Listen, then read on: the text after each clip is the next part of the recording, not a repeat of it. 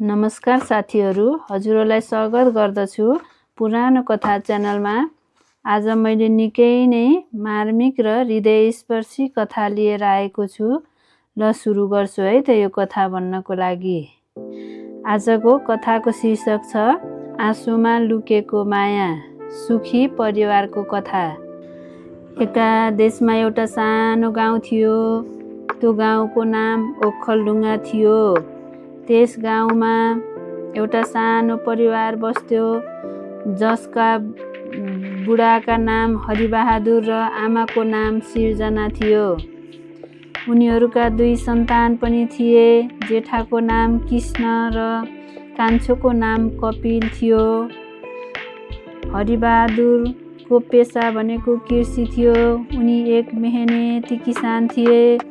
उनी धेरै दुःख गर्थे र अन्न उत्पादन गर्थे, पशुपक्षी पाल्थे र आफूलाई बढी भएको सामान बेचेर उनले घर जमिन जोडेर केही नगद पनि जम्मा गरेका थिए। उनले सधैँ आफ्ना छोराहरूलाई एउटै कुरा सिकाउँथे, संसारको सबैभन्दा ठुलो धन भनेको भाइचारा र माया हो। पैसा भनेको हातको मैला हो, पैसा त आउने जाने हो। समय बित्दै गयो। हरिबहादुरका छोराहरू दिनदिनै ठुला हुँदै गए। उनीहरू ठुला भएपछि ठुलो छोरा कृष्ण गाउँमै बसेर खेतीपाती हेर्थ्यो। कान्छो छोरा कपिल भने सहरमा पढ्न गएको थियो। समय बित्दै गयो। हरिबहादुर बुढा भइसकेका थिए। एक दिन उनले भने, बाबु हो, म मरेपछि झगडा नगर, जे जति छ दुवैले मिलेर बाँडेर खाओ है। घरको जग्गा कृष्णले हेरेको छ, उसले बढी पाउनेछ।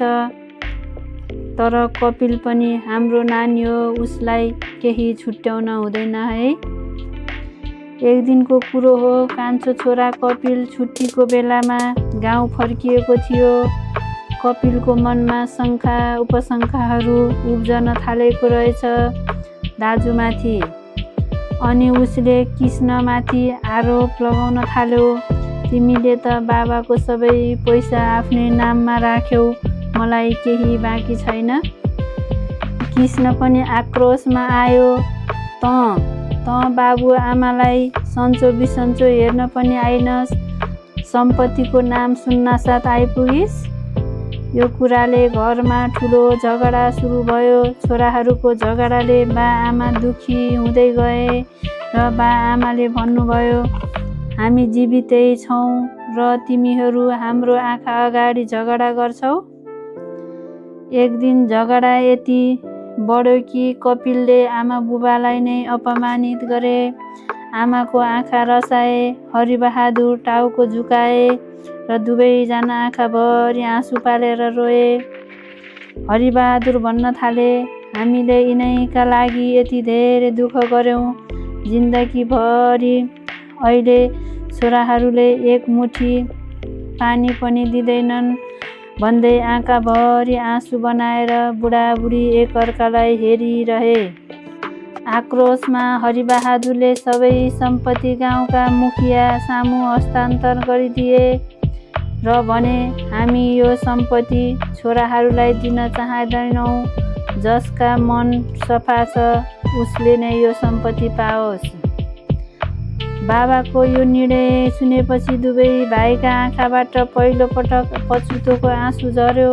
तर के गर्ने, ढिला भइसकेको थियो। एक दिनको कुरा हो। हरिबहादुर सिकिस्त बिरामी परे।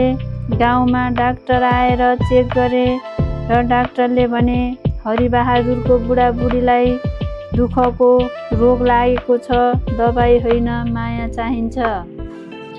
यो कुरा हरिबहादुरका छोराहरूले थाहा पाए र उनीहरू छुट्टै आएर बाबाको खुट्टा छोए। बाबा मलाई माफ गरिदिनुहोस् भन्दै कपिलले खुट्टा ढोगे। यसै समयमा कृष्ण पनि आइपुगे। बाबाको अवस्था देखेर केही पनि बोल्न सकेनन्। उसले सबै कागजात मुखियालाई फर्काएर भन्यो, हामीलाई सम्पत्ति होइन, बाबा आमाको आशीर्वाद चाहिन्छ। आफ्ना मुटुका टुक्रा दुवै छोराहरू साथमा देखेर मन आनन्द भएर होला। हरिबहादुरको स्वास्थ्यमा पनि सुधार हुँदै गयो। उनले मुस्कुराउँदै भने, अब बुझ्यौ न त, यदि माया छुट्टिन्छ भने सम्पत्ति त हावाको झोक्का हो। भाइ भाइ मिलेर बसे त संसार पनि झुक्छ। त्यसपछिका दिनहरूमा कृष्ण र कपिलले मिलेर खेतीपाती सँगै गर्न थाले। कपिलले सहरमा राम्रो व्यापार गर्न सुरु गरे। उनले आमा बुबालाई पनि साथमा लिएर सहर गए। आजभोलि गाउँभरि चर्चा थियो। धनबहादुरका छोराहरू त गजब भए, हेर त दुई ज्यान एक आत्मा जस्तो बनेका छन् भनेर गाउँमा उदाहरणीय पात्र बनेका छन्। कुनै दिन सम्पत्तिका लागि झगडा गर्ने ती दुई दाजुभाइ आज आमा बालाई काखमा राखेर माया बाँड्दै बाँचेका छन्। किनकि उनले बुझिसके सम्पत्तिको मूल्य छ, तर आमा बाबुको आशिषको मूल्य अनन्त हुन्छ भनेर।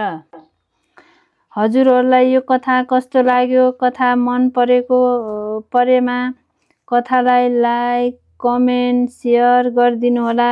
हाम्रो युट्युब च्यानलमा नयाँ हुनुहुन्छ भने च्यानललाई सब्स्क्राइब गरिदिनु होला। हस्त धन्यवाद। By by.